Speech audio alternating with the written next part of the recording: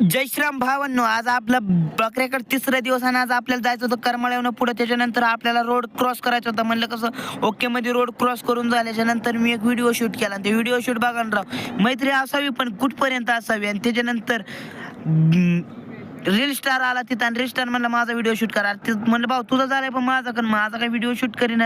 मग म्हणलं भाऊ माझा व्हिडिओ शूट करणार तर डायरेक्ट गोळे डिशन्या. लगेच पुढे गेलो तो काय राव ही गाडी. तुम्हाला माहित असेल तर ही गाडी कशाची, हा पार्ट कशाचा आहे कमेंट करून नक्की सांगा. आणि हा रोड ज्याला माहित असेल त्यांनी कमेंट करून नक्की सांगा. आणि ज्याची कमेंट बरोबर आहे त्याला मी 100 रुपये सोडणार. त्याच्यासोबतच तुमचा फोन पे नंबर सोडा.